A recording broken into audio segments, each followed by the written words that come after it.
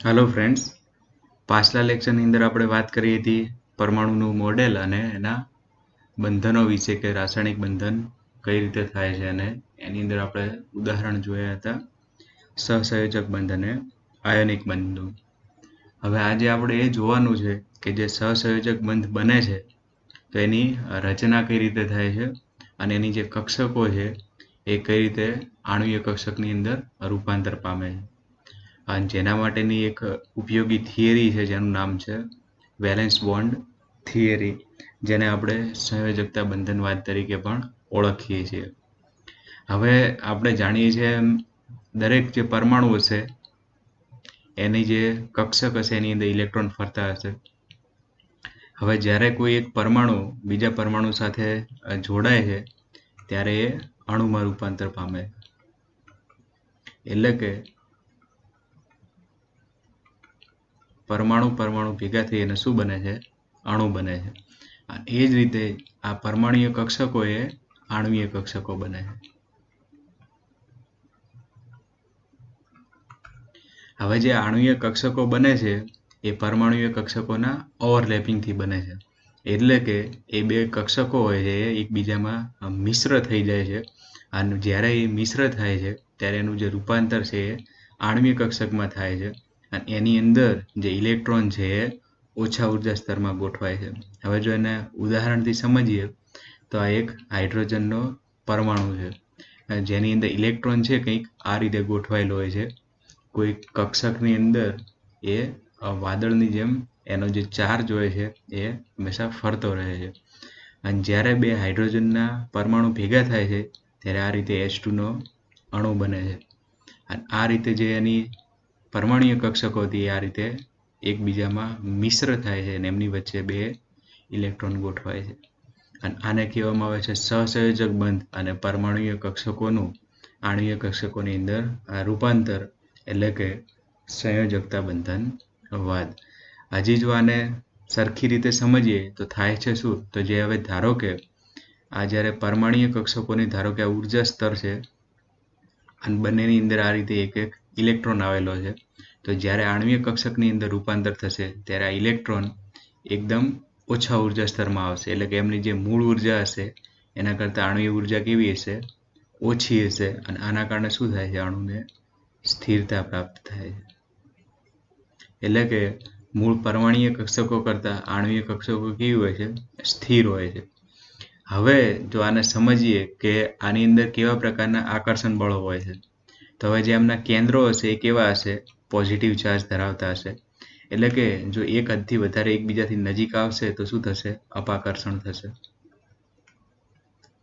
એ જ દરમિયાન જે એના ઇલેક્ટ્રોન હશે એની સાથે એમના આકર્ષણ બળો સંકળાયેલા હશે, એટલે કે ઇલેક્ટ્રોનને પોતાની તરફ ખેંચવાનો પ્રયાસ કરશે અને એની સાથે ઇલેક્ટ્રોન વચ્ચે પણ અપાકર્ષણ હશે. તો હવે આની અંદર કઈ રીતનું બંધન જોવા મળે છે? એક ગ્રાફથી સમજીએ તો હવે આ શરૂઆતી સ્થિતિ છે, આ સ્થિતિ A તરીકે ઓળખીએ. તો અત્યારે જે બંને હાઇડ્રોજન છે એની પરમાણુય કક્ષકો એકબીજાથી દૂર છે, હજી સુધી એમનું ઓવરલેપિંગ થયું નથી.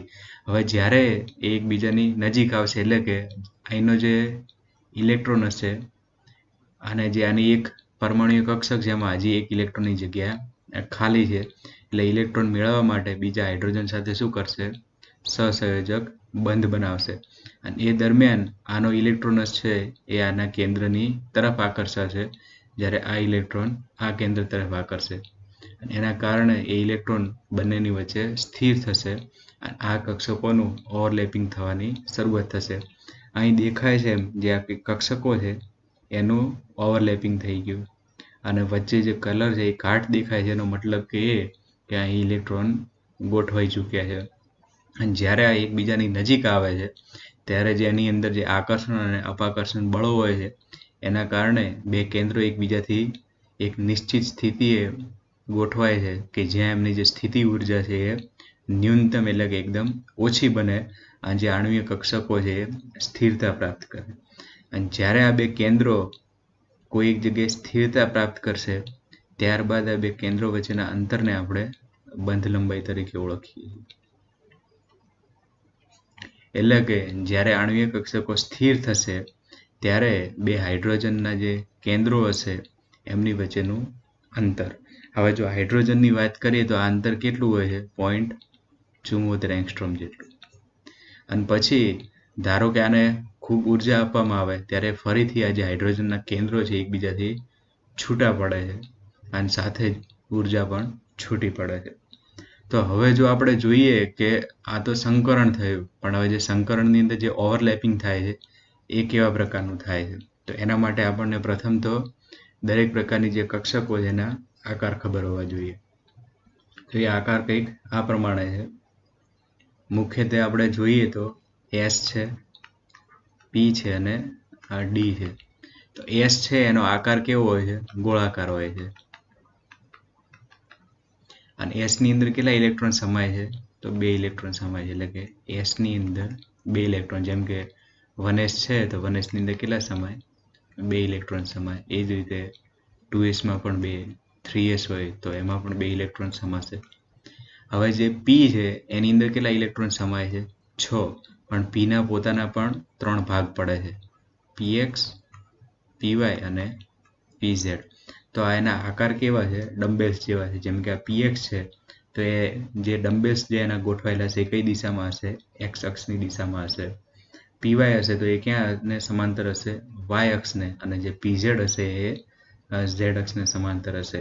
એટલે કે એની અંદર ટોટલ 3 પ્રકારની સબ પેટા કોષો આવેલા હોય છે. હવે જો D ની વાત કરીએ તો D ની અંદર કેટલા ઇલેક્ટ્રોન સમાય છે? 10.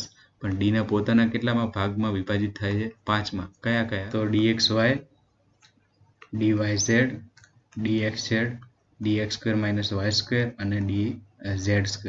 અને દરેકની ઇલેક્ટ્રોન સમાવવાની કેપેસિટી કેટલી હોય છે? 2 ઇલેક્ટ્રોન સમાઈ શકે. કેમ? તો કે બંને ઇલેક્ટ્રોનના સ્પિન કેવા હોય છે? હંમેશા અલગ હોય છે.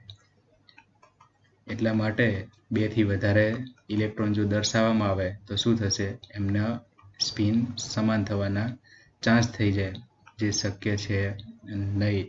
માટે આપણે એને આ રીતે પેટા કોષોની અંદર જ્યારે દર્શાવીએ છીએ, ધારો કે ભાઈ આ px, py અને pz છે તો હંમેશા સમાન સ્પિન હોય તો એમને અલગ અલગ પેટા કોષમાં દર્શાવાય. અને જ્યારે ચોથો ઇલેક્ટ્રોન દાખલ કરશો એટલે એનો જે સ્પિન હશે એ કેવો હશે? વિરુદ્ધ દિશાની અંદર હશે. કારણ કે ઇલેક્ટ્રોનનો એક સ્પિન કેવો હોય છે? +1/2, તો બીજો હોય છે -1/2.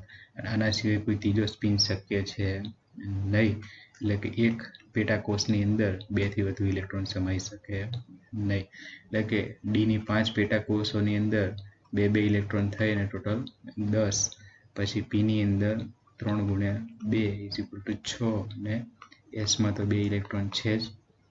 હવે જો આમના ઓવરલેપિંગની વાત કરવામાં આવે, ધારો કે S અને P છે તો એકબીજામાં કઈ રીતે ઓવરલેપ થાય છે એની વાત કરીએ. તો આ આપણે હમણાં જોયા હતા એ આકાર જોયા. તો હવે જે S કક્ષક છે એનો આકાર કેવો છે? ગોળાકાર છે. હવે ગોળાકાર વસ્તુની કોઈ પણ તરફથી તમે જો એને બીજું ગોળાકાર કક્ષકનું જોડાણ કરો તો કોઈ ફરક પડતો નથી, કારણ કે એની કોઈ દિશા નક્કી થઈ શકતી નથી. એટલે કે જ્યારે SS કક્ષક જોડાય છે ત્યારે જે નવી જે આણ્વીય કક્ષક મળે છે એની કોઈ દિશા હોતી નથી.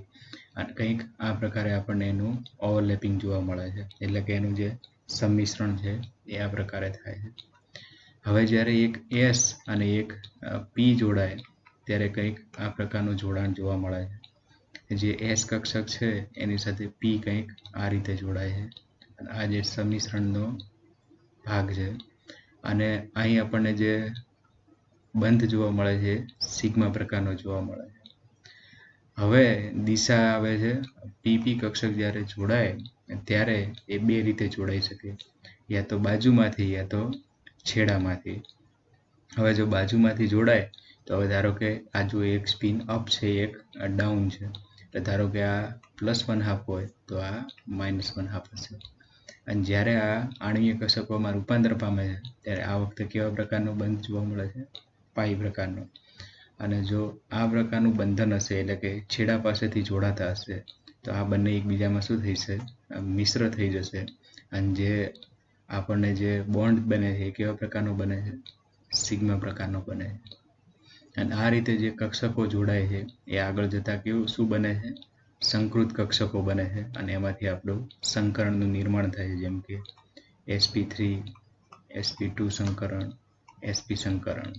તો હવે સંકરણ શું છે અને કેવા પ્રકારે થાય છે એ આપણે નેક્સ્ટ લેક્ચરની અંદર જોઈશું. Thank you.